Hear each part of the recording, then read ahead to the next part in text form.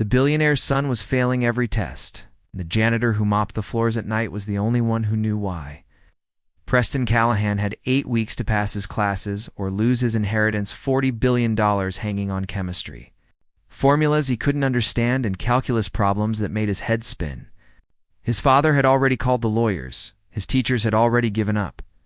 And the other students at Exeter Academy were placing bets on which day he'd finally drop out. But Elijah Ford, the black janitor everyone ignored as he pushed his mop bucket through empty hallways, saw something in the spoiled rich kid that nobody else did: potential, buried under 17 years of shortcuts and excuses. What Preston didn't know, what would take months to discover, was that the man teaching him math with mop buckets and physics with floor polish wasn't really a janitor at all, but the brilliant engineer his own father had destroyed years ago. And their collision was about to expose a web of stolen patents and buried dreams that would bring down an empire. Just before we get back to it, I'd love to know where you're watching from today. And if you're enjoying these stories, make sure you're subscribed. The rain hammered against the Gothic windows of Exeter Academy, each drop a reminder that even nature couldn't wash away Preston Callahan's latest failure. The red ink on his chemistry exam seemed to glow in the dim afternoon light of the empty classroom. The number 32 circled 3 times by his teacher, as if once wasn't enough humiliation. Preston crumpled the paper and tossed it toward the trash can. It missed, naturally. Everything he touched lately seemed destined to fail. Preston Callahan to the headmaster's office. Preston Callahan, immediately. The intercom's crackle made him freeze. Recognized that tone, not the usual exasperated summons, but something sharper. Something that meant his father had arrived. Preston grabbed his designer backpack, its leather worth more than most people's monthly rent, and trudged through Exeter's mahogany-paneled halls. Portraits of distinguished alumni watched him pass, their painted eyes seeming to judge the 17-year-old disaster shuffling beneath them. He could already hear the whispers from other students peeking out of doorways. Trust fund dodos. In trouble again? Bet daddy's here to write another check. How do you fail with unlimited tutors? The headmaster's office door stood open. Inside, Charles Callahan dominated the room, despite being shorter than the headmaster. Everything about Preston's father screamed power: the perfectly tailored suit that costs more than a car, the Patek Philippe watch that caught the light just right. The way he stood with his back to the door, as if the world would wait for him to turn around. 32%, Charles said, without looking at his son. In chemistry, at a school I donate 7 figures to annually. Dad, and 28 in calculus. 41 in literature, I continue. Charles finally turned, his gray eyes as cold as the steel in the skyscrapers he built. You're not just failing, Preston. You're setting records for failure. Headmaster Williams shifted uncomfortably behind his desk. Mr. Callahan, perhaps we could discuss this privately? No. Charles's voice cut through the suggestion. My son needs to understand consequences, real ones. He pulled out his phone, that year's latest model that wouldn't hit the market for another month. I'm calling my lawyer. If you don't pass this semester, every single class you're out of the will. The trust fund, the properties, the company shares, everything. Preston felt his knees weaken. You can't be serious. Dead serious. You have 8 weeks. One more failure, and you'll learn what it's like to actually work for a living. Charles straightened his cuffs, a gesture Preston recognized as his father's way of ending conversations. Maybe mopping floors will teach you what my money couldn't. The door slammed behind Charles with the finality of a judge's gavel. Preston stood there, his mouth open, his world tilting. Headmaster Williams cleared his throat. Preston, I've arranged for additional tutoring. Whatever. Preston stumbled out, his mind racing. 8 weeks. How was he supposed to pass classes he'd been failing all year? That night, Preston couldn't focus on the party in the senior dorm. While his classmates passed around bottles of champagne, someone's older brother had smuggled in. Preston sat on the fire escape, vaping and staring at nothing. The nicotine did nothing for his nerves. Careful with that. Sets off the smoke alarms. Preston nearly dropped his vape pen. A man stood in the shadows of the hallway, pushing a mop bucket. Preston had seen him around the night janitor who always seemed to be working when students were breaking rules. Black, maybe late 40s, with graying hair at the temples and hands that looked like they'd done real work. "You gonna report me?" Preston asked, not really caring about the answer. "Not my job." The janitor's name tag read Elijah Ford, continued mopping. Mopped. "My job's the floors." Preston laughed bitterly. "At least you have a job you can actually do." Elijah paused, leaning on his mop handle. "And you don't?" "My job is to not be a failure." "Not going great." Preston took another drag. "My dad says I'll end up like—" He stopped, suddenly aware of what he'd been about to say. "Like me." Elijah's voice held no anger, just curiosity. "Mopping floors." "I didn't mean sure you did." Elijah resumed mopping, the steady swish, filling the silence. "Interesting thing about floors, though. They're the foundation. Everything else gets built on top, but without a solid floor, it all comes crashing down." Preston snorted. "That's supposed to be deep?" "No, just true." Elijah moved past him, leaving behind the sharp scent of industrial cleaner. "You should get to bed. You've got that history exam tomorrow. Third period." Preston frowned. "How do you know that? I clean the classrooms, see all the schedules." Elijah tapped his temple. "Amazing what you learn when people think you're invisible." 2 days later, Preston's world got worse. Mr. Harrison's BMW sat in the faculty lot with a giant scratch down the side. It's courtesy of Preston's keys in a moment. Of rage after receiving another failed exam. The security footage was damning. "Detention for a week," Headmaster Williams announced, "but not regular detention. You'll be working with our custodial staff. Every evening, 7 to 10. Preston wanted to argue, but his father's ultimatum echoed. In his head, 8 weeks. He couldn't afford more trouble that evening. He reported to the janitor's closet in the basement. Elijah was there, organizing supplies with the precision of a surgeon, arranging instruments. "You're the kid who keyed Harrison's car," Elijah said without looking up. "He failed me on purpose." "No, you failed on purpose." "Oh." "He just recorded it." Elijah handed Preston a mop. "You know how to use this?" "It's a mop, not rocket science." "Then show me." Preston grabbed it roughly, sloshing water everywhere as he dragged it across the floor. Elijah watched for 30 seconds before stopping him. "You're fighting it," Elijah said. "The mop, the floor, the water. Everything's your enemy. It's mopping. It's a system." Elijah took the mop, demonstrating smooth, efficient strokes. Here, angled there, rhythm throughout. Every job has a right way and a wrong way. You've been choosing the wrong way your whole life. You don't know anything about my life. I know you're Preston Callahan. I know your father owns half of Manhattan. I know you've had every advantage, every opportunity, and you've wasted them all." Elijah handed the mop back. "I also know you're scared. First time in your life something real is at stake." Your Preston wanted to storm out, but something in Elijah's tone held him. Not judgment, not pity, just observation. They worked in silence. For an hour before Elijah spoke again. "You know why you're really failing? Because I'm stupid? Because you've never had to pay attention? Money bought you shortcuts. Tutors gave you answers. But nobody taught you how to see." Elijah pointed to a bulletin board. "Quick, how many flyers are on that board?" Preston glanced. "I don't know, 12? 23? How many lockers in this hallway? How would I know that?" "Combination to locker 36 is the 19th of July 31. Kid writes it on his hand every morning because he keeps forgetting." Elijah continued mopping. "I'm invisible to you people, so I see everything. You're so visible, you've never had to see anything." On the third night of detention, Preston arrived to find Elijah reading a thick textbook. Advanced Calculus, from what Preston could see of the cover. That's past what we're learning," Preston said. "Is it?" Elijah didn't look up. "Your class is on derivatives? Chapter 12 in the Morrison textbook, which your teacher supplements with problem sets from Kumar's advanced workbook?" Oh. "Could you possibly know that?" Elijah finally looked up. "Because I cleaned your classroom. I see what's on the board. I emptied the trash full of your failed attempts." He closed the book. "You think wisdom wears a tux? I don't think anything." "That's your first honest statement." Elijah stood, stretching his back. Tonight we're fixing the projector in room 203. That's not custodial work.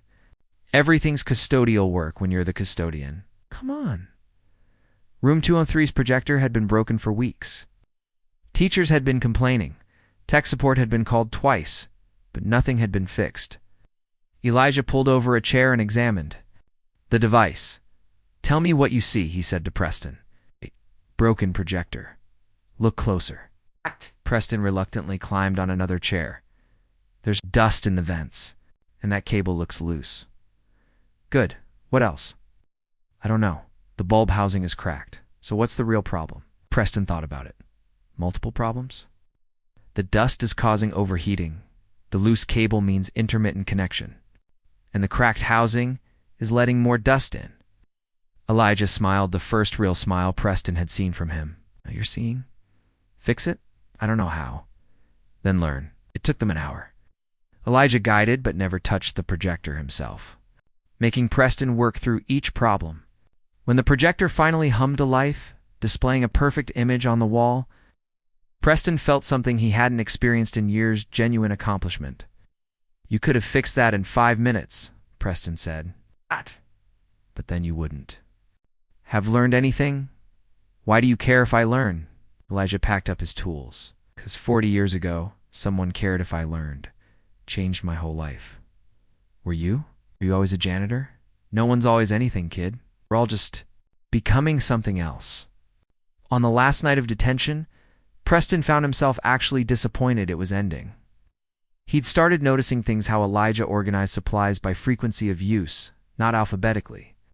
How he could predict which bathrooms would need extra attention based on the day's schedule. How he knew every student's name, even though none of them knew his. "Can I ask you something?" Preston said while refilling soap dispensers. "You've been asking me things all week. Do you read those advanced textbooks?" Elijah was quiet for a long moment. "You think education stops when school does?" Only if you let it."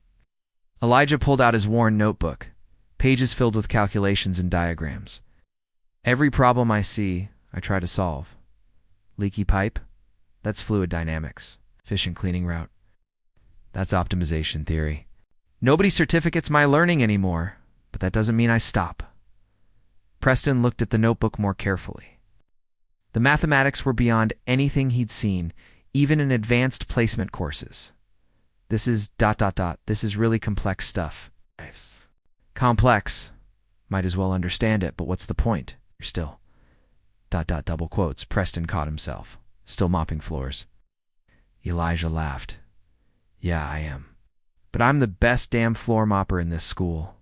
And more importantly, I understand why I'm mopping, how I'm mopping, what mopping teaches me about everything else." "What could mopping possibly teach you?" "Patience, consistency, the value of foundation work. That visible dirt isn't always the real problem. That the same stroke that cleans can also polish, depending on pressure and intention." Elijah looked at Preston directly. "That sometimes the most important work happens when nobody's watching." Preston started showing up early. To school, not for classes, but to find Elijah. The janitor began his shift at 5 a.m. Preston discovered that the building was different in those pre-dawn hours, quieter, more honest somehow. "You're going to get me in trouble," Elijah said the third morning Preston appeared. "Aren't supposed to be here this early?" "I'll say I'm studying." Preston held up his calculus textbook as evidence, which isn't even a lie. "I actually am trying to study." It's trying being the key word. I read the same page 5 times. Nothing sticks. Elijah finished emptying a trash bin. "You're memorizing, not understanding. Big difference." "What's the difference? Come here." Elijah led him to his supply closet, which Preston now knew doubled as Elijah's unofficial office. The walls were covered with diagrams, schedules, and mathematical equations. Elijah pointed to a cleaning schedule grid. "Tell me why Thursday takes longer than Monday." Preston studied it. "More areas to clean? Same areas. Try again." "Different type of cleaning? Getting warmer?" Preston thought about the school week. Thursday has more activities.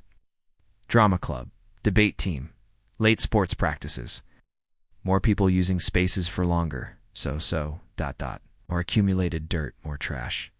More disorder. It's not just about cleaning the same spaces. It's about understanding how those spaces are used. Elijah nodded. Now you're thinking in systems.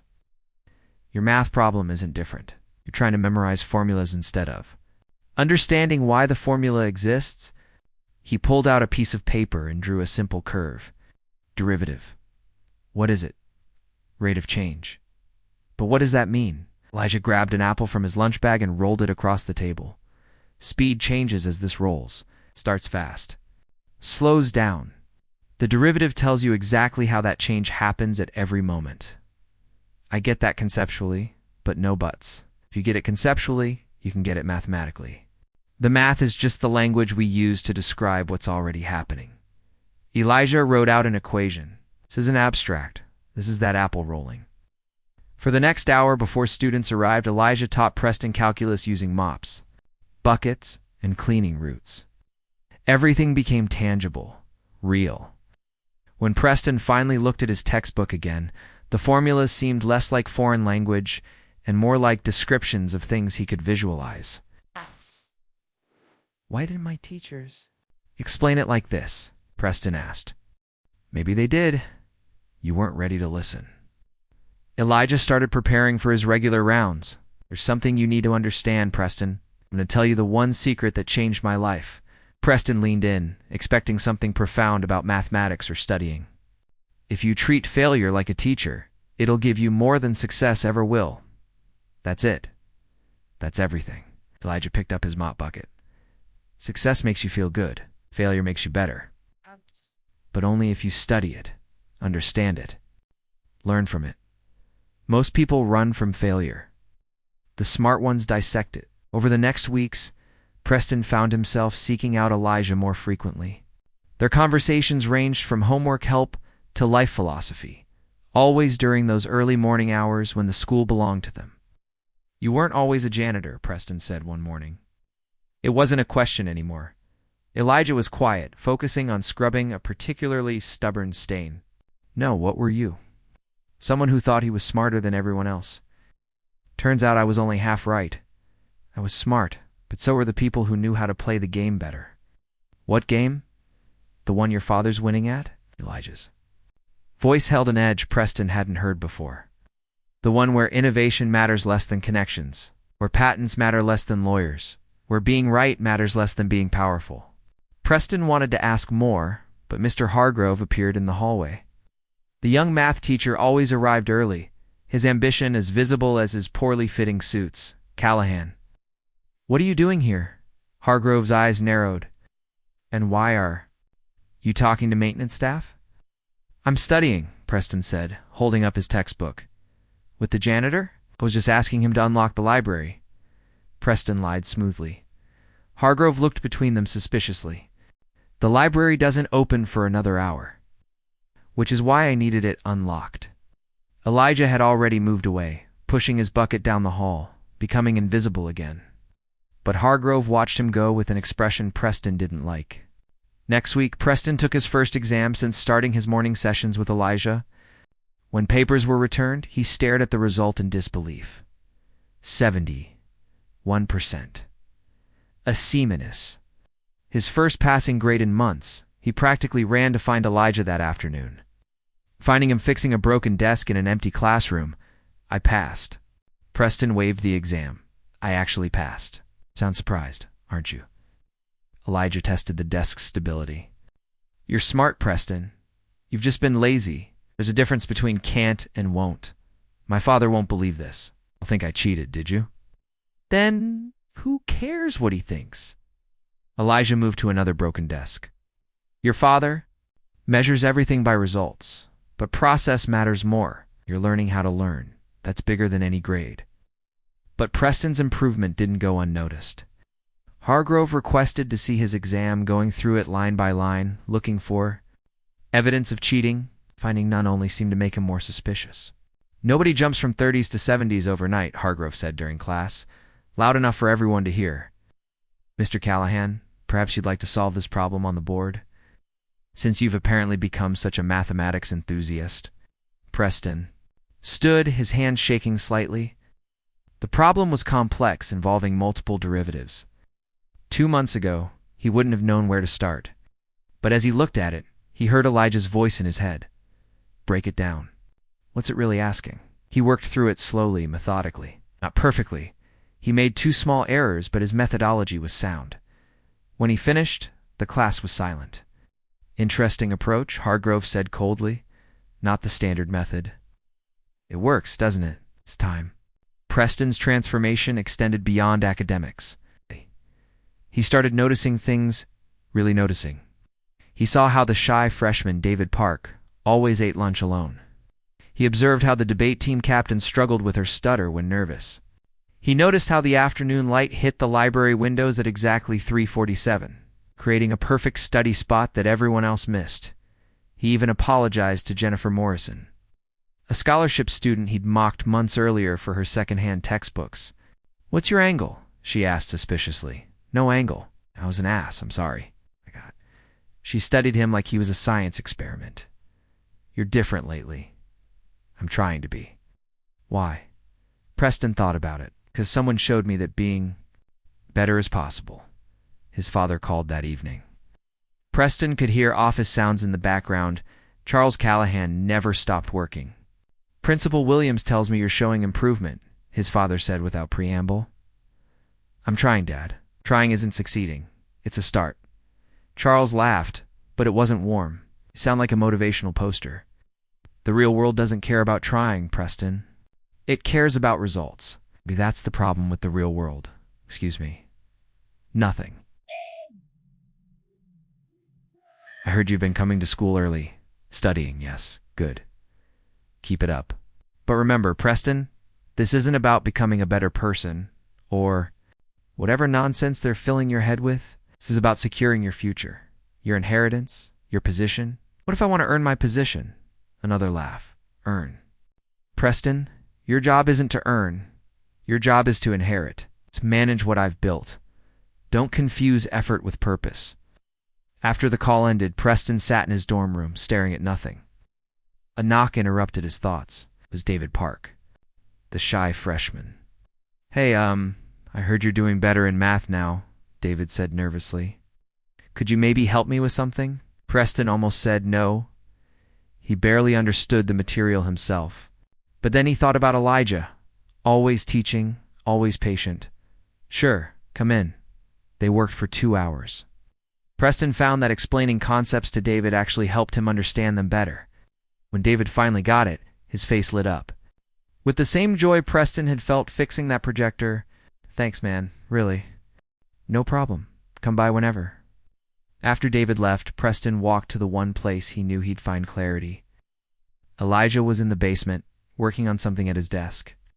As Preston got closer, he realized it wasn't cleaning schedules, it was blueprints, complex technical drawings for some kind of device. "What is that?" Preston asked. Elijah quickly covered the papers. "Nothing important. It looks important. Looks can be deceiving. Can I see?" Elijah hesitated, then slowly uncovered the drawings. They were designs for what looked like an automated water purification system, elegant in its simplicity, but brilliant in its execution. "You designed this? Long time ago? Why didn't you ever build it?" "I did build it, just never got to claim." Elijah rolled up the blueprints. "Some things get taken from you, Preston. But knowledge? That's yours forever. They can steal your work, your credit, your reputation. They can't steal what's in here." He tapped his temple. "Who's they?" Elijah looked at him for a long moment. "People who understand that in this world, ownership matters more than creation. People like..." He stopped himself. "Like my father?" "I didn't say that. You didn't have to." They stood in silence, the weight of unspoken truths filling the space between them. Finally, Elijah spoke. "Your father's company bought a startup in 2008. Clean Tech Innovations. Small company, big ideas. The founder had developed several patents for water purification systems aimed at developing nations." Preston's stomach twisted.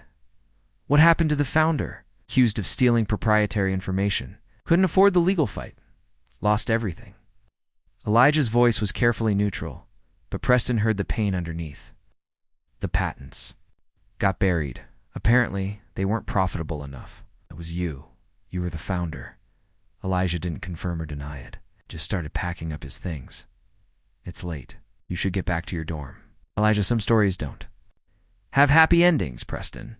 But that doesn't mean they're not worth telling. Paused at the door. Or worth learning from. As Preston walked back to his dorm, his mind raced. His father had destroyed Elijah's life, reduced a brilliant engineer to mopping floors. And now, Elijah was teaching him, helping him, showing him kindness he didn't deserve. The weight of that irony was almost unbearable. But it also lit a fire in Preston that had nothing to do with saving his inheritance and everything to do with justice. The morning after learning about Elijah's past, Preston couldn't focus on anything. His breakfast sat untouched in the dining hall while his mind churned through possibilities. If his father had really destroyed Elijah's company, there had to be evidence somewhere. Charles Callahan never did anything without documentation. It was both his strength and, Preston hoped, his weakness. Earth to Preston. Jennifer Morrison dropped into the seat across from him. You've been staring at that oatmeal for 20 minutes. Sorry, just thinking about your mysterious early morning study sessions. Preston looked up sharply. What? Everyone knows you've been getting here at dawn? Hargrove's been asking questions. She lowered her voice. He thinks you're getting answers from someone. That's ridiculous. Is it your grades jumped overnight? That doesn't happen without help. Preston wanted to defend himself, but Jennifer was right. He had been getting help, just not the kind Hargrove suspected. The janitor's been teaching you, hasn't he? Jennifer said quietly. Elijah Ford. How did I see things too, Preston? Scholarship kids learn to pay attention to everything. We can't afford not to. She glanced around, making sure no one was listening. He helped me once, freshman year. I was failing physics, ready to lose my scholarship. He found me crying in the library after hours and spent 3 hours explaining electromagnetic theory using nothing but cleaning supplies and paper clips. Why didn't you tell anyone? Same reason you haven't. People like Asan now you. I guess we protect the people who actually help us. That afternoon, Preston made a decision. He waited until his roommate left for lacrosse practice, then opened his laptop. His father had given him access to Callahan Global's subsidiary database for a summer internship Preston had never actually done. The credentials still worked. He started with 2008, searching for Cleantech innovations. At first, nothing came up. But then he tried various spellings and found it under acquisitions, except it wasn't listed as an acquisition. It was listed under intellectual property recovery. The folder required additional authorization. At Preston tried his father's usual password patterns, nothing. Then, on a hunch, he tried his own birthday. The folder opened. What he found made him sick. Emails, dozens of them, between his father and the legal team. They detailed a systematic plan to accuse Cleantech's founder, ever named, always referred to as the target of corporate espionage. They'd planted evidence, manipulated timestamps, even paid off a supposed witness. One email from Charles was particularly damning. Make sure he can never work in tech again. I don't want him resurfacing at a competitor. Complete professional destruction is the goal. Preston's hands shook as he took photos of everything with his phone. This wasn't just business.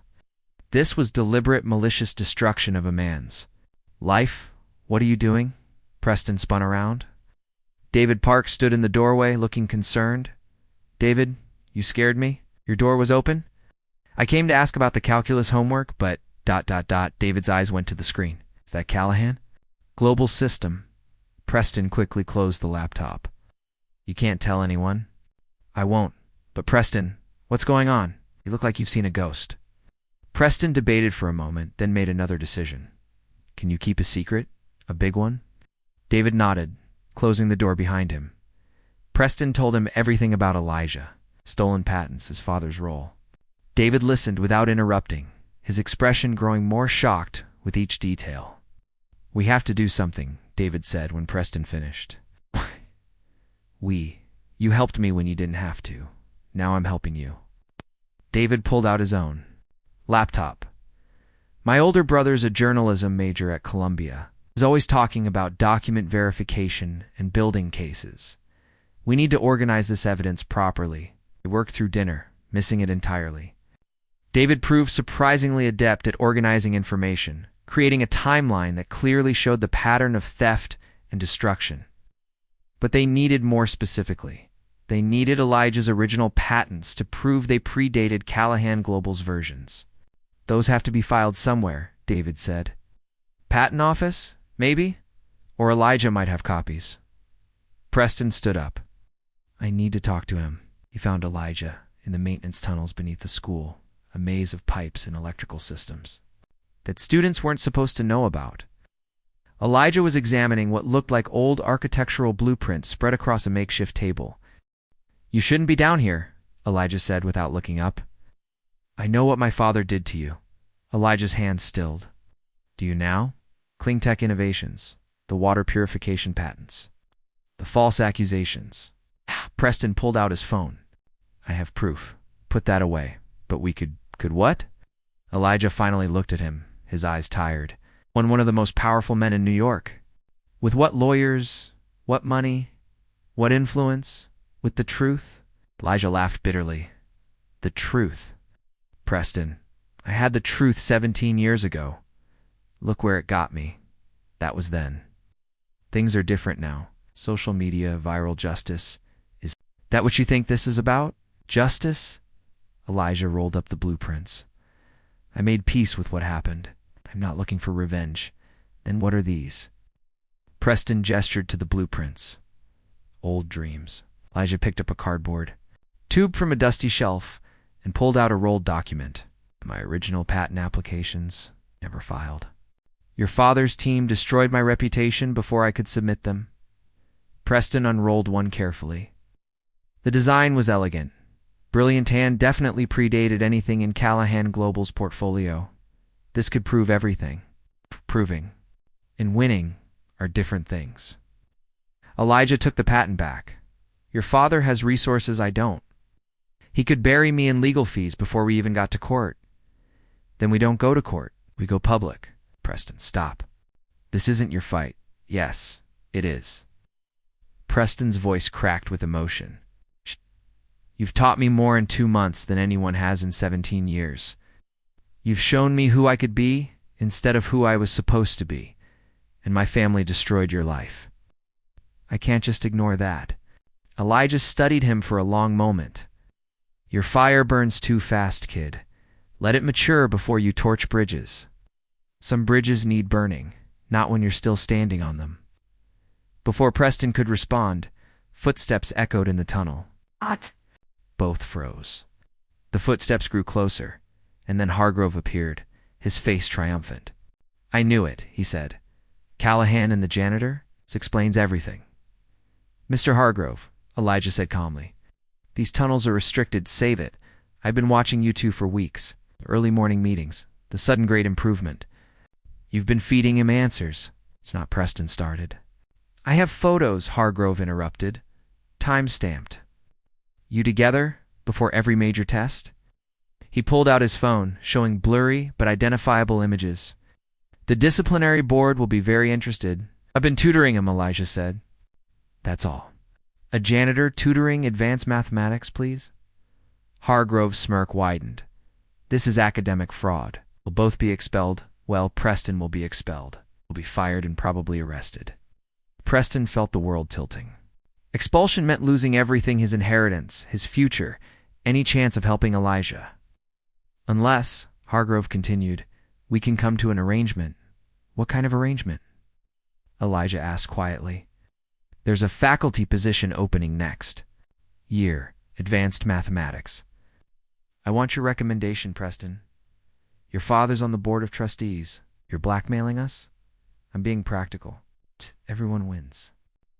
I get my position, you keep your inheritance, and Ford here keeps his job. Hargrove backed toward the exit. You have 48 hours to decide. After that, I go to Williams. After he left, Preston slumped against the wall. This is my fault. I should have been more careful. No, this is my fault, Elijah said. I knew better than to get involved. You can't let him win. Sometimes you have to lose a battle to win the war. Elijah gathered his blueprints. Go back. To your dorm. Stay away from me for a while, Elijah. Go, Preston. Please. The next day, Preston could barely concentrate. The school was buzzing about the upcoming spring showcase, where students presented year-end projects. Preston had never participated before, too much effort for too little reward. But now, staring at the sign-up sheet, an idea formed. He signed up for the robotics category. You don't take robotics, Jennifer pointed out. I'm going to build something independently in 3 weeks. That night, Preston snuck back to the maintenance tunnels. Elijah wasn't there, but his blueprints were. Preston carefully photographed each one and found what he was looking for: a design for an automated water testing device. Simple enough to build, but innovative enough to matter. He started that night, using the school's maker space after hours. David helped his steady hands better at delicate work than Preston's. Jennifer brought coffee and kept watch for security. Why are you both helping me? Preston asked during hour 3 of soldering. Because you're trying to do something right, Jennifer said. That's rare around here. Plus you helped me, David added. Friends support each other. Friends. Preston realized with a start that's what they were. His first real friends, earned, not bought. They worked in shifts over the next week. Preston avoided Elijah, though it killed him to do so. He saw the older man in the hallways, maintaining his routine, but they didn't speak.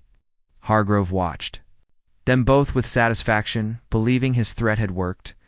The project came together slowly. It wasn't perfect. Preston had to substitute several components.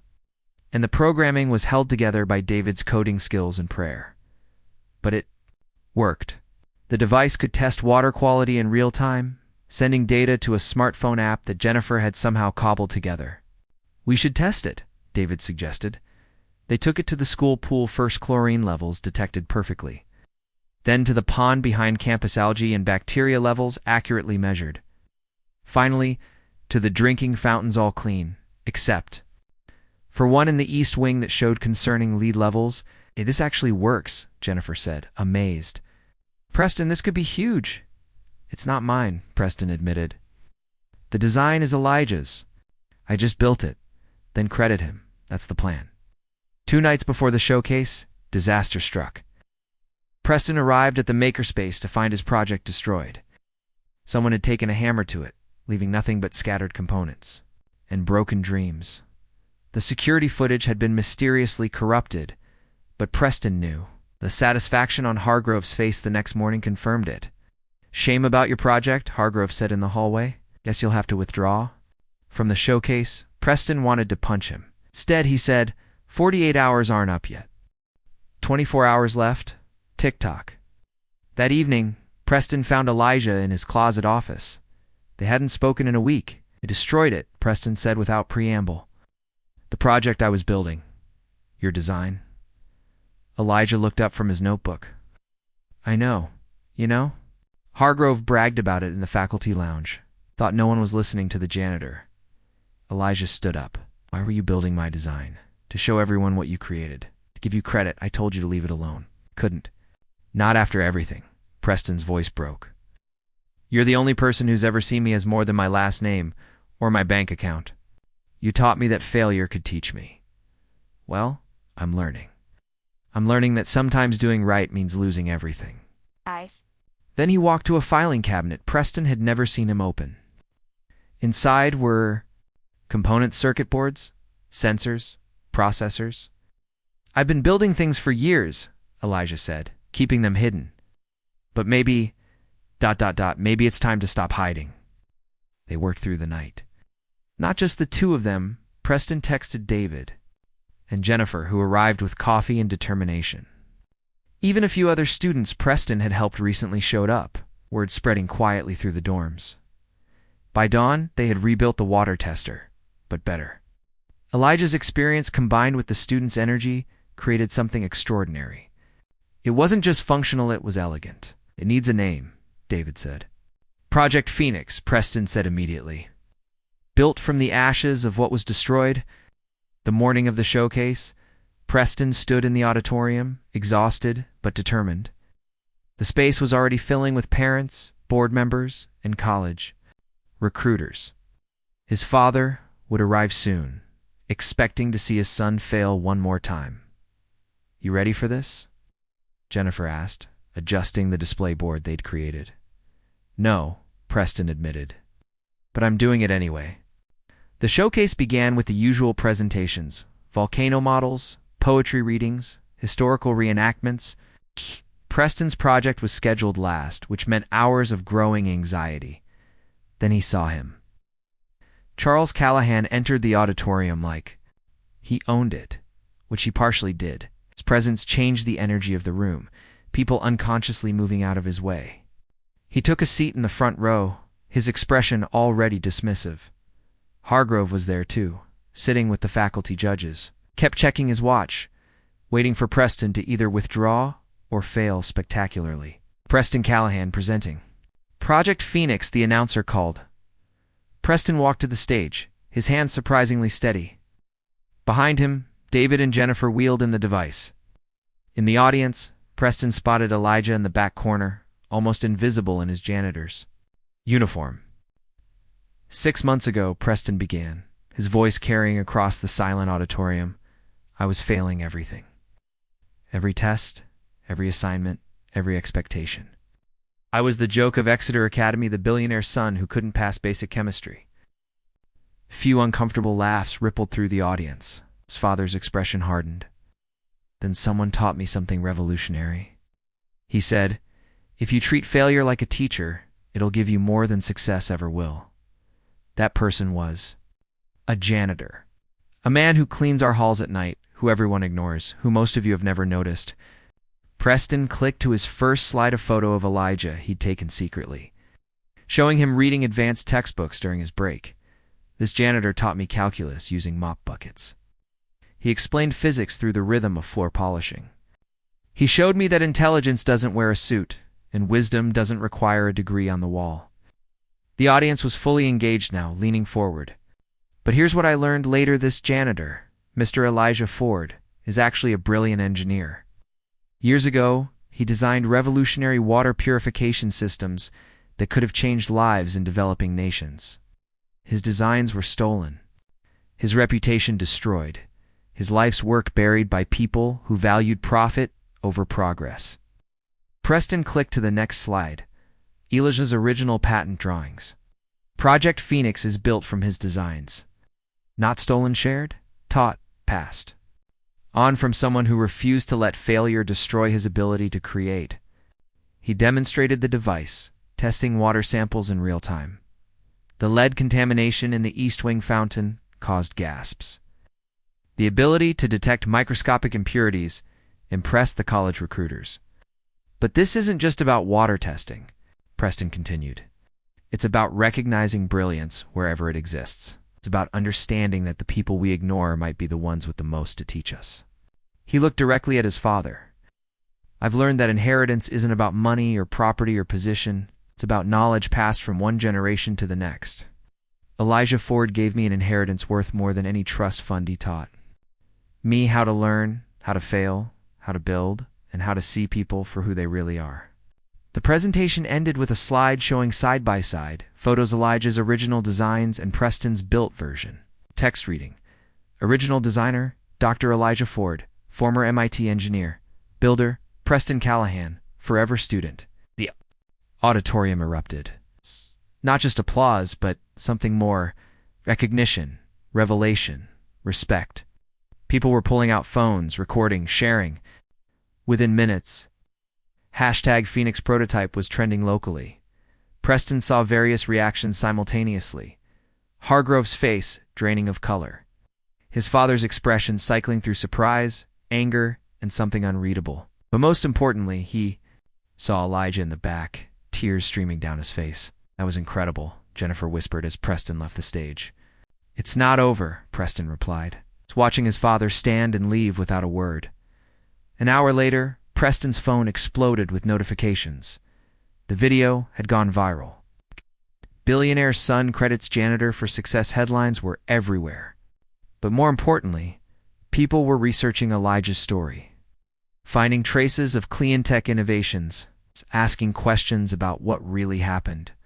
Preston found Elijah in his closet office, surrounded by students and even some faculty who'd sought him out after the presentation. "You shouldn't have done that," Elijah said, but he was smiling. "You were right about failure being a teacher," Preston replied. "But you were wrong about hiding. Some things need to be seen." That evening, Charles Callahan's lawyer arrived at the school with a cease and desist order. Preston was commanded to retract his statements and remove all videos. "You have no idea what you've started," the lawyer said. "Think I do," Preston replied, holding up his phone. 40,000 shares. 3 news outlets requesting interviews. And this, he showed an email. A former Clientic employee wanting to share his story about what really happened. The lawyer left, but Preston knew this was just the beginning. Hargrove tried one last power play, filing a formal complaint about academic fraud, but it backfired spectacularly. Students came forward about his behavior, the threats, the blackmail, the destruction of Preston's first project. Jennifer had recorded his hallway threat on her phone. Within a week, Hargrove was suspended pending investigation. Meanwhile, Elijah's story spread. Engineers and academics who remembered his early work started speaking up. A GoFundMe for his legal defense raised 6 figures in 3 days. Major tech companies reached out, interested in his designs. But the biggest shock came when Preston received a package. Inside was a hard drive and a note. "Your father wasn't the only one involved. The truth needs to come out. A friend." The drive contained emails, documents, financial records, evidence of a systematic pattern of intellectual property theft affecting dozens of inventors like Elijah. Charles Callahan wasn't just complicit. He was central to a network that had stolen innovations worth billions. Preston sat with the drive for hours, knowing that releasing this would destroy not just his father, but potentially himself, his inheritance, his name, his entire world would crumble. He thought about Elijah's words. Sometimes you have to lose a battle to win the war. But then he thought about what Elijah had also taught him. Failure isn't the end. It's the first lesson. Preston made his choice. He contacted the journalist Jennifer's brother had recommended. Within 72 hours, the story broke nationally. The Patent Pirates, how billionaires built empires on stolen dreams. Charles called within minutes of the story going live. "You've destroyed everything," his father said, his voice shaking with rage. "Your inheritance, our family's reputation, everything I built, everything you stole," Preston corrected. "You ungrateful, I'm grateful," Preston interrupted. "Grateful to someone who showed me that real success isn't about what you inherit, it's about what you earn. I'm earning my future now. You're nothing without my money, and I guess I'll find out who I really am." Preston hung up. His phone immediately rang again. Reporters, lawyers, family members. He silenced it all and walked to find Elijah. The older man was in the auditorium, sitting alone in the space where everything had changed. "You did it," Elijah said simply. "We did it. Your father will never forgive you. I'll never forgive him." Preston sat beside his mentor. "But you taught me something else. Forgiveness isn't about them. It's about us. And I choose to forgive myself for taking so long to see the truth." Elijah pulled out his worn notebook and handed it to Preston. "Then you're ready for this." Preston opened it. Page after page of designs, innovations, ideas, a lifetime of creativity that had been suppressed but never destroyed. "These are yours now," Elijah said. "Build something better." The school board met in emergency session that night. The scandal was too big to ignore. By morning, they'd made their decision. Elijah would be offered a position developing a new program for underprivileged students interested in engineering. His janitor days were over if he wanted them to be. "I'll keep the keys," Elijah said, when offered the position. "Best thinking happens when you're doing simple work with your hands." Preston's final exams were 2 weeks away. Despite everything's a showcase, the scandal, the complete upheaval of his life, he still had to pass. But now he had something he'd never had before. Genuine motivation. He studied with David and Jennifer, learned from Elijah in official tutoring sessions, and applied everything he'd learned about failure, persistence, and system thinking. When results came back, Preston had earned a B+ average.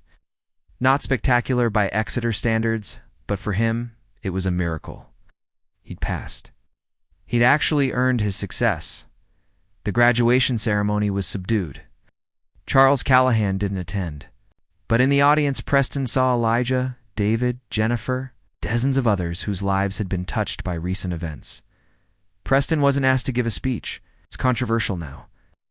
But as he accepted his diploma, he caught Elijah's eye and nodded. They both knew this wasn't an ending. It was a blueprint for something better. The Callahan Global Boardroom had never seen chaos like this. 3 weeks after Preston's revelations went public, Charles Callahan faced 47 board members, major shareholders, and a battalion of lawyers.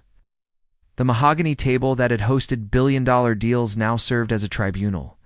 The evidence is overwhelming, board chairman Marcus Whitfield said, his voice carrying the weight of betrayal. 17 cases of confirmed patent theft, SEC violations, tax evasion through offshore shells. Charles, how do you explain this? Charles sat rigid in his Italian suit, his face a mask of controlled fury. These are allegations based on illegally obtained documents. My son, your son, exposed the truth, interrupted Sarah Goldman, representing the largest institutional investor. The FBI has already confirmed the authenticity of several documents. Our legal exposure alone could reach $2 billion, not to mention the ethical implications, added another member. We're being called corporate pirates in every major publication. Charles's lawyer, Harrison Blake, tried to interject. Mr. Callahan built this company from nothing. One scandal shouldn't... One scandal? Marcus laughed bitterly. Harrison, we have whistleblowers coming forward daily. 3 senior engineers resigned this morning. Microsoft and Amazon have suspended all partnerships pending investigation. Room erupted in arguments.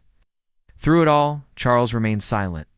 His jaw clenched so tight Preston could see the muscles twitching on the live stream he was watching from his dorm room. Motion to remove Charles Callahan as CEO, effective immediately, Sarah Goldman announced. Seconded came multiple voices. The vote was swift and merciless. 39 for removal, 8 abstaining, 0 in support. Charles stood slowly, his movements controlled. You'll regret this. All of you. The only regret, Marcus replied, is that we didn't see through you sooner. Preston closed his laptop, feeling hollow. He'd expected to feel victorious, but watching his father's empire crumble brought only sadness. His phone buzzed, another reporter, another request for comment. He'd stopped answering days ago. A knock at his door interrupted his thoughts. Jennifer entered with coffee and David, who carried a tablet showing trending topics. You need to see this, David said, showing him the screen. Elijah's giving his first public interview. They watched together as Elijah, wearing a simple button-down instead of his janitor uniform, spoke to a major news anchor. I never wanted revenge, Elijah said on screen. For 17 years, I made peace with what happened. But when Preston showed courage I didn't have, when he risked everything for truth, I realized hiding wasn't peace, it was fear. What do you plan to do now? The anchor asked. What I always planned to do, innovate. But this time with protection and support. The interview continued with Elijah explaining his water purification technology, its potential impact on developing nations, and his plans to open source certain designs so they couldn't be stolen again. He's brilliant, Jennifer said quietly. The way he explains complex systems so simply. He always was, Preston replied. The world just wasn't listening. That afternoon, Preston received an unexpected visitor. Margaret Chen, one of the engineers, who'd resigned from Callahan Global, stood at his door with a box of documents. These belong to you, she said, handing him the box, or rather, to Dr. Ford. Inside were original clean tech documents that had been hidden in Callahan Global's archives research notes, his prototype specifications, even photos of Elijah from his MIT days. Why bring these to me? Preston asked. Because you did what none of us had the courage to do. We all knew, Preston. Maybe not the full extent, but we knew your father's success wasn't entirely legitimate. Margaret's voice carried years of suppressed guilt. We told ourselves it was just business, that everyone did it?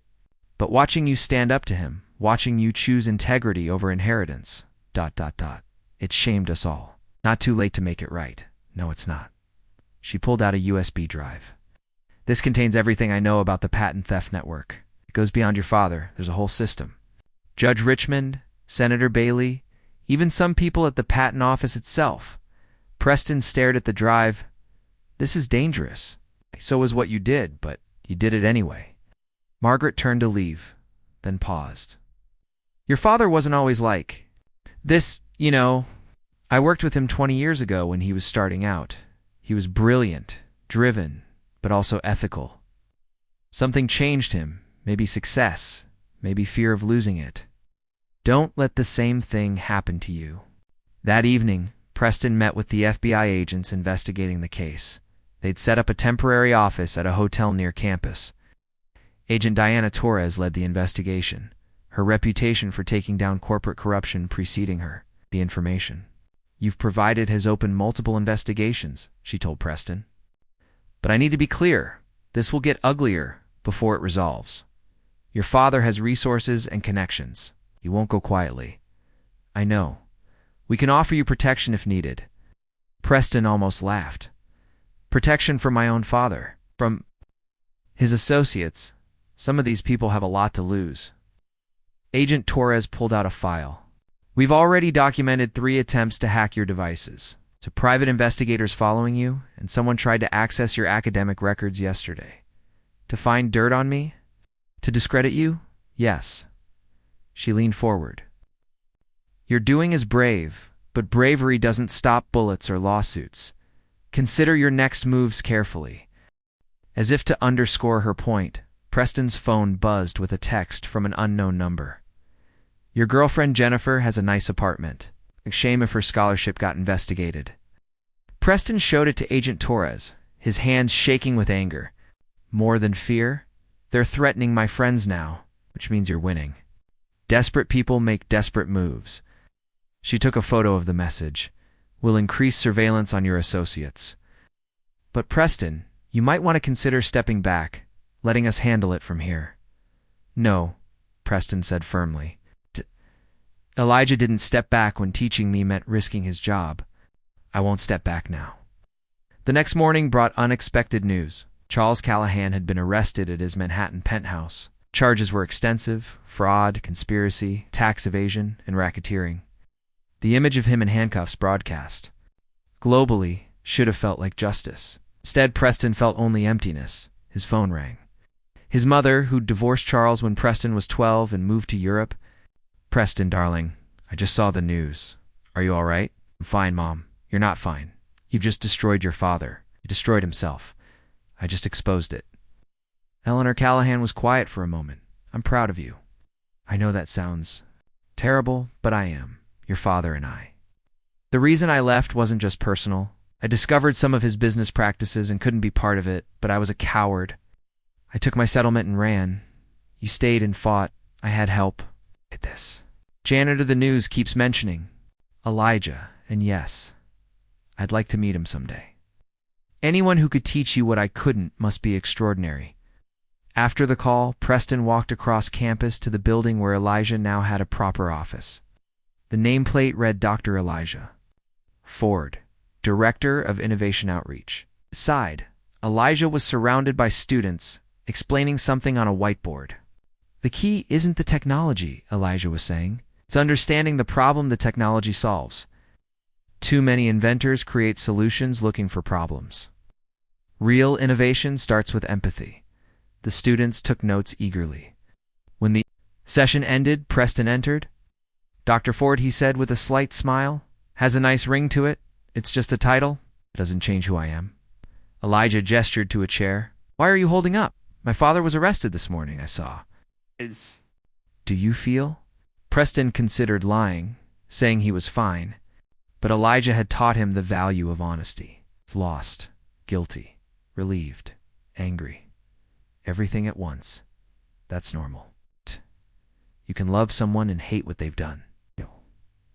You can destroy someone's lies while still grieving the relationship. Elijah pulled out 2 cups and poured tea from a kettle. Your father was wrong about many things, but he was right about one: you were meant to inherit, just not money. You inherited his intelligence, but chose your own integrity. What if I become like him? You won't. How do you know? Because you're asking that question? Your father never did. Elijah handed him the tea. I have something to show you. He led Preston to a laboratory in the building's basement. Inside, several students were working on various projects. But the centerpiece was Clyra full-scale water purification system based on Elijah's designs. Blue Root Innovations is officially incorporated, Elijah announced. Initial funding came from the settlement with Callahan Global's insurance. But more importantly, we have our first contract providing systems to 3 villages in Ghana. That's incredible. I want you to be part of it. Preston stared at him, but not as an investor or as an intern. Ground-level learning. Everything from basic assembly to system integration. Minimum wage, maximum effort. You want me to work for you? I want you to work with me. There's a difference. Elijah gestured to the lab. Your father tried to give you everything except what mattered: purpose. This is my offer. Earn your purpose. Preston didn't hesitate. Yes, good. You start Monday. Bring work clothes. 6 months later, Preston stood knee-deep in mud in a village outside Accra, Ghana. His designer clothes were long gone, replaced by practical work gear covered in red earth and sweat. The water purification system they'd been installing for 3 days was almost complete. Connect that coupling tighter, Elijah called out. Water pressure here is inconsistent. Preston adjusted the connection, his hands now calloused and confident. The Preston of a year ago wouldn't recognize himself, sunburned, exhausted, and happier than he'd ever been. Is it ready? Asked Kofi, the village chief's son, who'd been translating for them. Almost, Preston replied, then repeated it in the basic Chui he'd been learning. The attempt earned him smiles from the gathered villagers. The system came online. With a hum, water flowed through the filtration chambers, emerging clean and safe. The villagers cheered, children dancing in the spray. An elderly woman grabbed Preston's hands, tears in her eyes, speaking rapidly in Twi. She says you've given her grandchildren life, Kofi translated. Preston felt his own eyes burning. Tell her it wasn't me. It was Dr. Ford's design. But you built it, Elijah said quietly beside him. The design means nothing without someone willing to get dirty making it real. That evening, in their small hotel, Preston video called Jennifer and David. They'd started a nonprofit back home, connecting failed students with unconventional mentors, janitors, mechanics, anyone with practical wisdom overlooked by traditional education. We've got 47 pairs so far, Jennifer reported. The dropout rate for participating students is down 60%. Get this, David added. 3 of our janitor mentors have been offered adjunct teaching positions. Turns out they had hidden degrees or expertise nobody knew about. Wisdom wears boots movement is spreading, Jennifer continued. Schools in 12 states have reached out. Preston smiled. The name had been Elijah's idea, but the execution was all theirs. How's your dad? David asked carefully.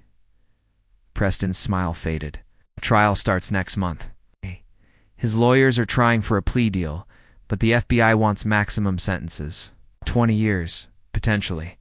Will you testify, if they need me to? The call ended with promises to meet when Preston returned. Sat on the hotel's balcony, watching the sun set over the African landscape. His phone buzzed a number he didn't recognize. Preston? This is your father. Preston's blood chilled. How are you calling me? I have 5 minutes. Lawyer's phone. I need to tell you something. I don't want to hear your half-sister. Preston froze. What? Her name is Lily. She's 10. Lives with her mother in Boston. I've been supporting them secretly. Charles's voice cracked.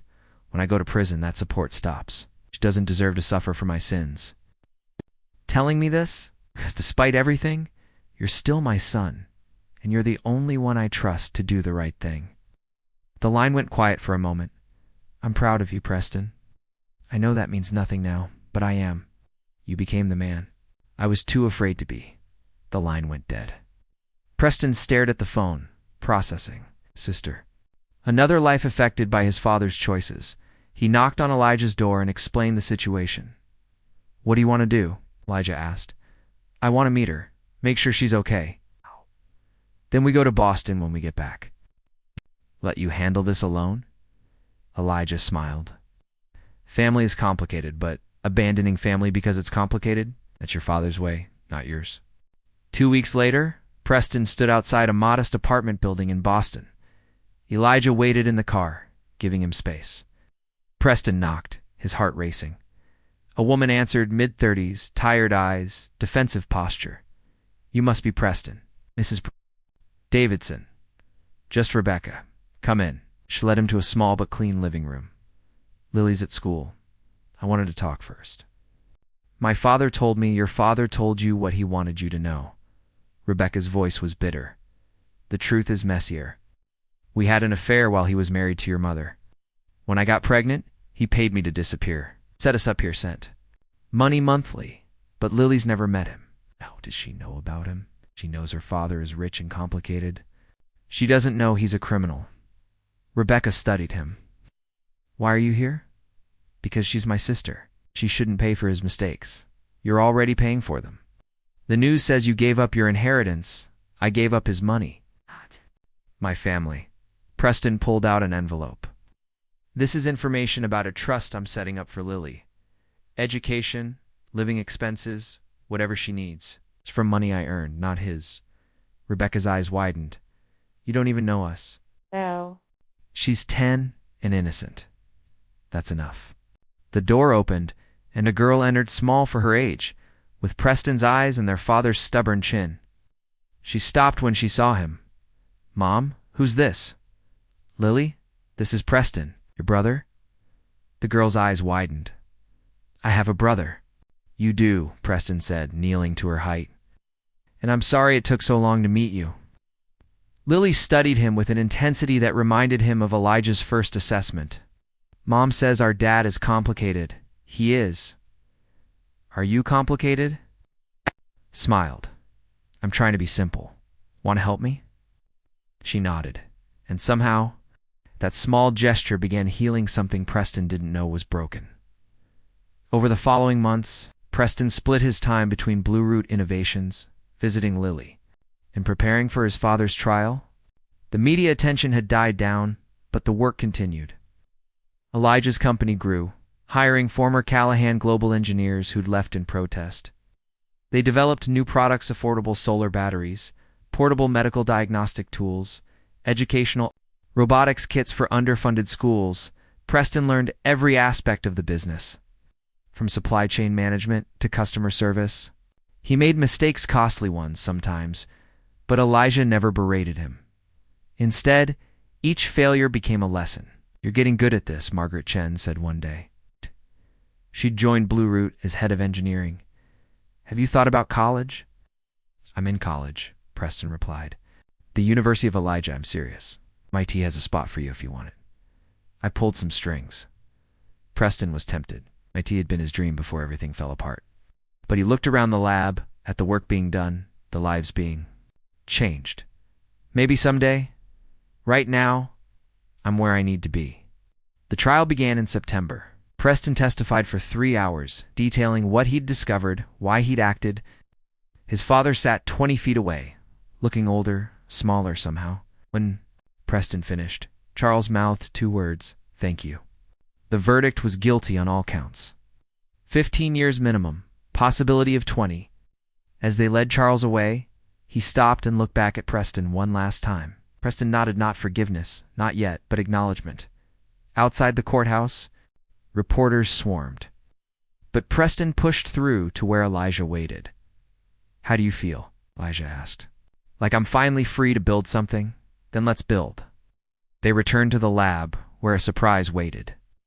The school had commissioned a bronze plaque for the building entrance. The Ford Callahan Innovation Center. They wanted to put my name first, Elijah said. I insisted on alphabetical.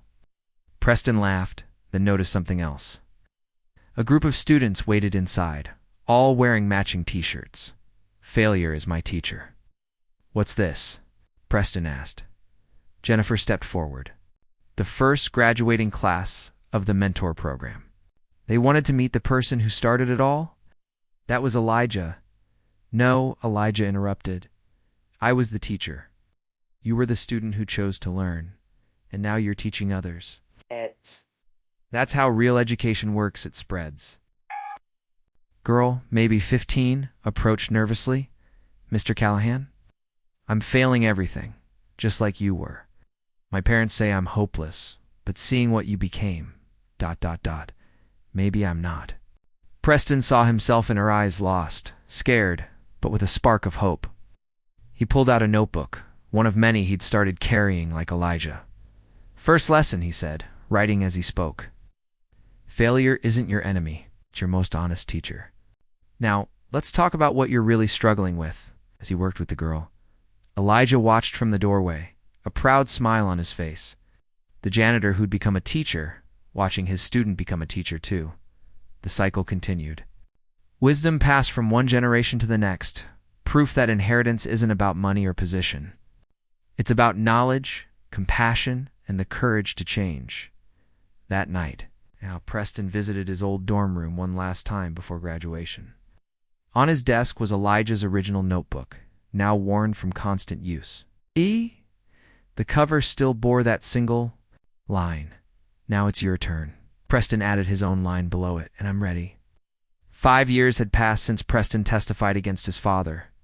The Ford Callahan Innovation Center had become a beacon for unconventional education, and Preston stood before a packed auditorium, adjusting the microphone for his keynote speech at the National Education Reform Summit. Traditional metrics told me I was a failure, Preston began, his voice steady and confident. Standardized tests, GPAs, academic rankings, every measurement said I would amount to nothing. But one man saw past those numbers. He saw potential. Where everyone else saw problems, in the audience, Elijah sat in the third row, his hair now completely gray, but his eyes still sharp. Beside him sat Lily, now 15, and thriving at a STEM academy Preston helped fund. Today, I want to talk about the 10,000 invisible geniuses in America, Preston continued. The janitors with engineering degrees. The security guards who solve complex problems. The cafeteria workers who understand chemistry better than some professors. They're invisible not because they lack brilliance, but because we've been trained not to see them. He clicked to his first slide, statistics from the mentorship program that had grown into a national movement. 5 years ago, we paired 47 failing students with blue-collar mentors. Today, the Wisdom Wears Boots Foundation operates in all 50 states with 12,000 active partnerships. Our success rate? 83% of participating students improve their grades.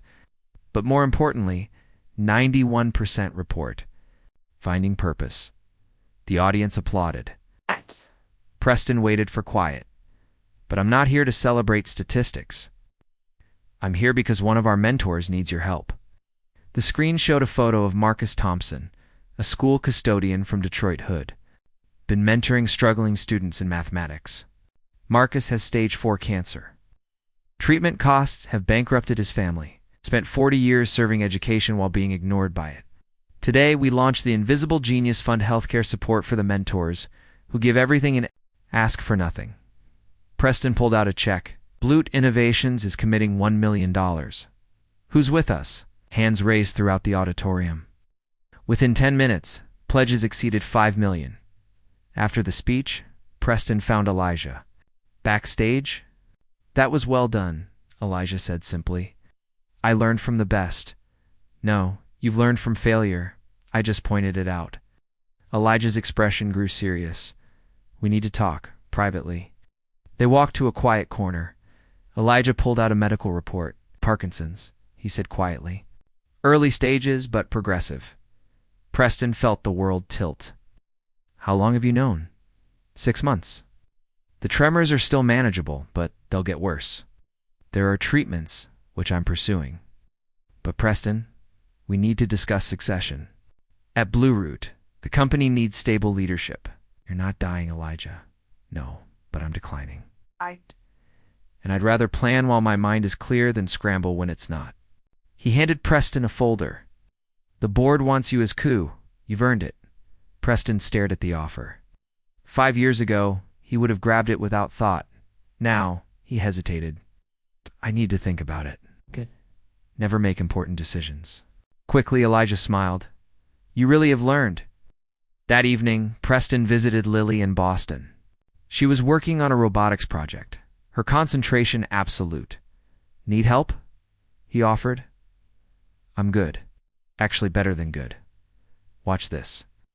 She activated the robot, which navigated an obstacle course flawlessly. I'm entering it. In the state championship. That's incredible. You know what's more incredible? My teacher says I could get into MIT. She looked at him hopefully. Do you come to my interviews? Of course. Dad won't be there. It wasn't a question. Charles still had 10 years left. On his sentence? No. But I will be. Always. She hugged him suddenly, fiercely. You're the only real family I have, besides Mom. That's not true. You have Elijah Jennifer. David family isn't just blood, Lily. It's who shows up. His phone rang. Jennifer's name appeared. Preston, you need to see the news. Now, he turned on the television. The headline made his blood freeze. Charles Callahan. Found dead in prison. Apparent suicide. Preston stared at the screen, unable to process. The Titan, who'd seemed invincible, was gone. A guard had found him in his cell that morning. He'd left a note, the reporter said, addressed to his son, Preston? Lily's voice seemed distant. Are you okay? I don't know. The funeral was small. Most of Charles's former associates didn't attend. Association with him was still toxic. Preston stood at the grave with Eleanor, his mother, who'd flown in from Paris. Lily and Rebecca came. Though they stood apart, Elijah was there, steady as always. The lawyer handed Preston the note after the service. Charles's handwriting, once bold and commanding, looked shaky. Preston, I spent 5 years in a cell thinking about power. I pursued it relentlessly, believing it would make me untouchable. But you understood what I never did. Real power isn't in taking, but in teaching. You gave away everything I built, yet you're richer than I ever was, not asking for forgiveness. Some things are unforgivable. But know that in my final years, watching what you became was my only source of pride. Your father, for whatever that's worth. Preston folded the note carefully. Elijah stood beside him. How do you mourn someone who hurt so many people? Preston asked. The same way you mourn anyone honestly. He was your father. That means something, even if he failed at it. I wanted him to see me succeed without his help. He did. He saw you become everything he couldn't be. A month later, Preston accepted the coup position at Blue Root, but with conditions. He would split time between the company and a new initiative building. Innovation centers in prisons, teaching inmates practical skills and problem solving. Redemption shouldn't be exclusive to the wealthy, he explained to the board. My father died thinking he was irredeemable. Maybe he was, but others aren't. The first prison workshop launched at Rikers Island. Preston taught basic electronics. While former inmates who'd succeeded after release shared their stories, one older inmate approached after class. You're Callahan's kid, he said. Wasn't a question? Yes. Your old man was in my block for a while, kept to himself mostly. But he talked about you sometimes, said you were the only thing he ever built that mattered. Preston didn't know how to respond to that. Meanwhile, Elijah's condition progressed. Faster than expected. The tremors affected his hands enough that detailed work became impossible. But his mind remained sharp, and he adapted. Using voice-controlled systems and delegating physical tasks while focusing on design and strategy. I'm not disappearing, he told Preston during one of his bad days. I'm just changing how I appear. Together. They designed adaptive tools for workers with disabilities, voice-controlled manufacturing systems, extra compensating tools, augmented reality guides for those with cognitive challenges. We're all disabled eventually, Elijah said. Might as well plan for it. The innovation caught the attention of major tech companies. Google offered to buy the adaptive technology division for $200 million. Preston brought the offer to Elijah. What do you think? Preston asked. I think money isn't the metric anymore. Will they develop it properly? Make it accessible? They promise to. Promises from powerful people. Elijah smiled wryly. We both know what those are. Worth. Instead, they open-sourced the technology, making it freely available to anyone who wanted to develop it further. The financial hit was significant, but the impact was immediate. Small companies worldwide began creating localized versions for their communities. You just gave away a fortune, Margaret Chen said, though she was smiling. I learned from my father's mistakes, Preston replied. And from Elijah's wisdom, some things shouldn't be owned. Jennifer's nonprofit had evolved into a full educational reform movement. She'd testified before Congress about the value of unconventional education, using Preston and Elijah's story as her centerpiece. We have a broken system that measures intelligence through standardized tests while ignoring practical wisdom, she testified. How many Elijahs are out there, mopping floors with genius-level insights? How many Prestons are failing, not because they can't learn, but because we don't know how to teach them? The testimony went viral. #WisdomWears boots trended globally. Schools began hiring practical consultants, blue-collar workers who could provide real-world context to academic concepts. David, meanwhile, had become a successful software developer, creating apps that connected students with mentors based on learning styles rather than subject matter. Remember when you could barely pass coding? Preston reminded him during a reunion. Remember when you couldn't pass anything? David shot back, laughing. And now look at us. 3 failures who changed education. Not bad. It's 10 years after that. First detention night. Preston stood in the MIT auditorium delivering the commencement address. Behind him sat the faculty, including MIT's newest endowed chairholder, Dr. Elijah Ford, professor of applied innovation, his position specially designed to accommodate his physical limitations while maximizing his intellectual contributions. I failed every test in high school, Preston began, getting the graduates' attention. My father tried to buy my success. My teachers gave up on me. I gave up on myself.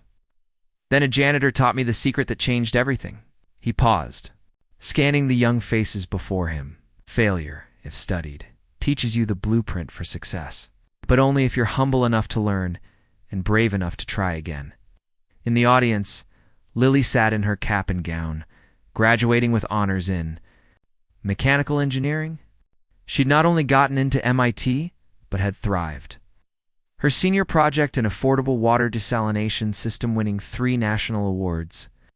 Today, you're graduating from one of the world's best institutions. But I'm here to tell you that education doesn't stop at graduation. It doesn't even start here. It starts the moment you realize everyone has something to teach you. After the ceremony, Preston found Elijah in his specialized wheelchair, surrounded by students seeking one last piece of advice. Professor Ford, Preston said formally, then grinned. Still sounds strange? Not as strange as Dr. Callahan will? Sound when you defend your dissertation next month. Preston had finally pursued formal education, earning degrees while working. His doctoral thesis, Practical Intelligence, Redefining Merit in American Education. Think I'll pass? Preston asked. Wrong question. Think you'll learn? I always do when you're teaching. A young woman approached nervously. Mr. Callahan. I'm Maria Santos. I'm a janitor here at MIT, but I've been studying your work on unconventional education. I have ideas. ... double quotes. Preston and Elijah exchanged glances, both smiling. Tell us about your ideas, Preston said, pulling up chairs. We have time. Maria talked for an hour about using maintenance routines to teach supply chain management, about the chemistry involved in choosing cleaning products, about the physics of efficient building maintenance. Her passion reminded Preston of himself. A decade agora, unrefined but genuine. I want to start a program, Maria concluded, teaching students through maintenance work. Making the invisible visible. Then do it, Elijah said simply. But I'm just a janitor. So was I, Elijah replied. And I taught him. He pointed to Preston, who helped teach her, indicating Lily, who will teach others. That's how knowledge spreads, not down from ivory towers, but outward from wherever wisdom exists. Maria left with promises to submit a formal proposal. Preston watched her go, seeing the same spark he'd once discovered in himself. That evening, Preston published his book, Blueprints in a Mop Bucket, the Elijah Ford story. It became an instant bestseller, but more importantly, it became required reading in education programs nationwide. The book tour took him to 50 cities. Detroit, he met Marcus Thompson, the janitor whose medical bills had sparked the invisible Genius Fund. Marcus was in remission, back to mentoring students. "You saved my life," Marcus said. "You saved dozens of students' futures. Seems like a fair trade." In a small town in Alabama, a teenager approached after Preston's talk. "I'm failing. Everything," the boy said. "My dad says I'm stupid, but I can fix any engine, build anything with my hands. That doesn't count for anything in school." Preston handed him a card. "Call this number. Ask for the regional mentor coordinator. Tell them I sent you. Will that work?" It worked for me. Foundation had grown beyond anyone's imagination. Fortune 500 companies funded it. Universities partnered with it. But at its core, it remained simple, connecting those who needed to learn with those who knew how to teach, regardless of credentials. Elijah's health continued to decline, but his influence grew. The Ford Fellowship at MIT had produced 12 patents in 5 years, all open-sourced. The Ford Callahan Innovation Centers operated in 30 cities. The Ford method of practical education was being studied and implemented globally. One quiet evening, Preston visited Elijah at his assisted living facility, a high-tech one that Elijah had helped design for people with degenerative conditions. "I'm writing another book," Elijah said, his voice slightly slurred but his eyes bright. "About you? Me? I'm not that interesting. You're the most interesting failure I ever met. A boy who had everything and threw it away to gain something better. What's that? Purpose." They sat in comfortable silence, watching the sunset through smart windows that automatically adjusted for Elijah's light sensitivity. "I have something for you," Elijah said, gesturing to a box. Inside was his original janitor's keyring from Exeter Academy. "These opened every door in that school," Elijah said. "But the real doors they opened were in Mindseers, then others. Keep them. Remember that access isn't about privilege. It's about responsibility." Preston took the keys, feeling their weight both physical and symbolic. 3 months later, Elijah passed peacefully in his sleep. His funeral filled MIT's largest auditorium, with overflow crowds watching on screens outside. Janitors stood next to CEOs, students sat beside Nobel laureates. The president sent condolences. But the most moving tribute came from Lily. "Dr. Ford never taught me directly," she said at the podium. "But he taught my brother, who taught me. That's his true legacy. Not the innovations or the programs, but the chain of learning he started. Each person he influenced others. It's exponential, infinite." Preston spoke last, holding those janitor keys. Elijah Ford was called. A janitor for 17 years. But he was never just a janitor. He was a teacher waiting for students ready to learn. He was innovation disguised as maintenance. He was wisdom wearing work boots. Preston's voice broke slightly. "He was my father in every way that mattered." The foundation created the Elijah Ford Memorial Statue at MIT or any university. But at Exeter Academy, where it all began. The bronze figure showed Elijah holding a mop in one hand and blueprints in the other.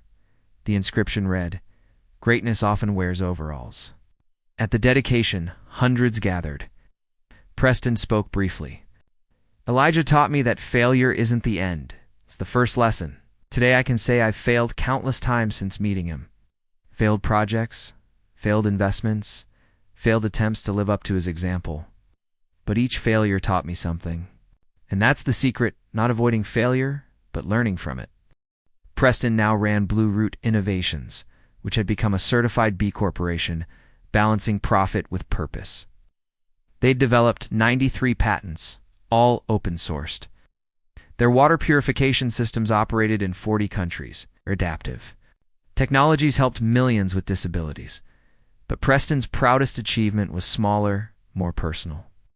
In the mail, he received a letter from that boy in Alabama, Mr. Callahan, I called the number. They paired me with a mechanic named Jim. He's teaching me that engines are just physics you can touch.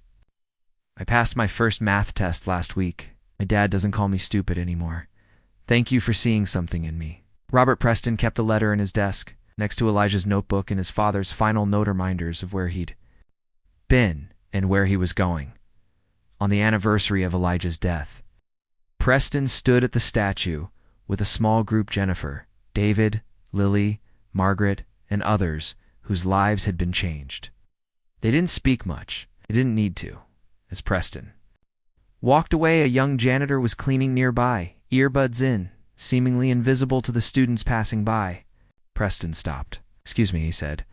The janitor pulled out an earbud. "Yes, I'm Preston Callahan.